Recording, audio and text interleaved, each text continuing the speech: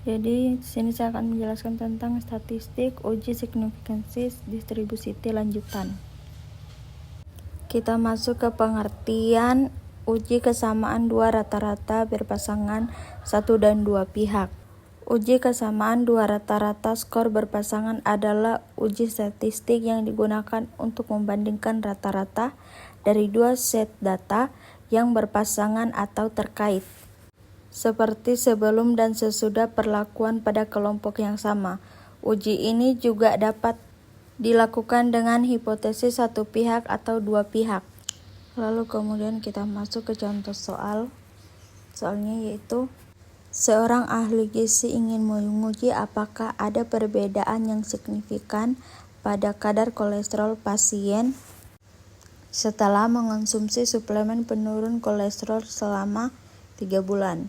Untuk itu ia mengambil sampel acak 7 pasien dan mencatat kadar kolesterol mereka dalam mg dan dl sebelum dan sesudah mengonsumsi suplemen. Berikut ini adalah data kadar kolesterol pasien. Lalu kemudian di sini ada soalnya di mana dengan taraf nyata A sama dengan 0,05. Ujilah apakah ada perbedaan rata-rata kadar kolesterol pasien sebelum dan sesudah mengonsumsi suplemen. Uji dua pihak. Nah, untuk menguji data-datanya yaitu yang pertama kita masuk ke Excel. Di sini datanya sudah ada.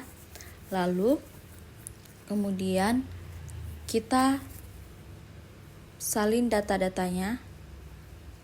Kita salin. Setelah itu kita Ctrl C, lalu kemudian kita masuk ke aplikasi SPSS, kita masuk ke data view, kemudian kita tempel data yang sudah dibuat tadi. Nah, bentuknya kan seperti ini. Kemudian kita masuk ke variable view. Nah, di sini namanya kita ganti menjadi pasien. Sini pasien. Kemudian di bawahnya kita ganti namanya menggunakan sebelum. Dan yang ketiga yaitu sesudah.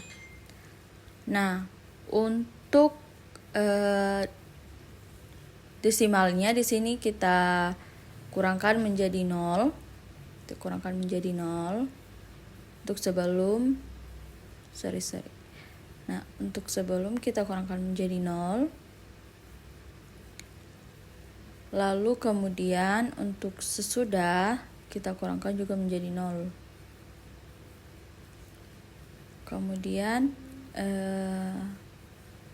labelnya itu kita masukkan nama sebelum atau mg atau dl. mg atau dl. Kemudian di bawahnya kita masukkan sesudah mg atau dl. mg atau dl.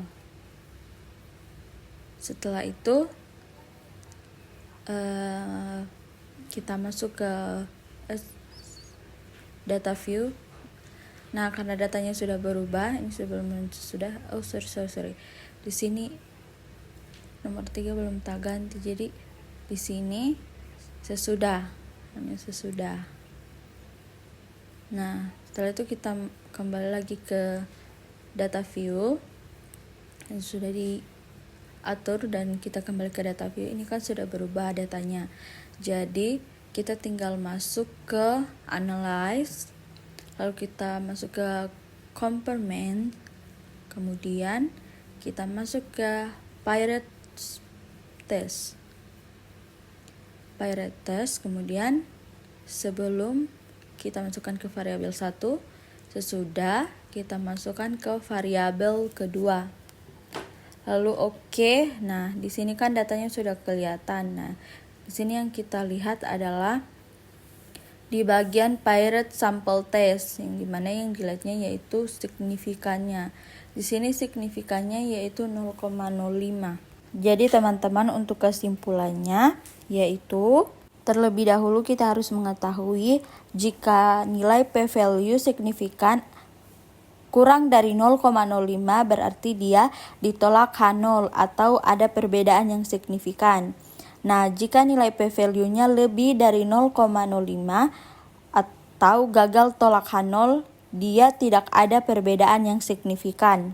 Jadi teman-teman, untuk kesimpulannya, jadi dari uji Piret Sample Test ini yang kita lihat yaitu signifikannya, yang dimana signifikannya ini bernilai 0,05, artinya berarti dia ditolak H0 atau tidak ada perbedaan yang signifikan. Jadi di antara pasien yang mengonsumsi suplemen obat sebelum dan sesudah, yaitu dia tidak ada perbedaan yang signifikan, berarti dia sama.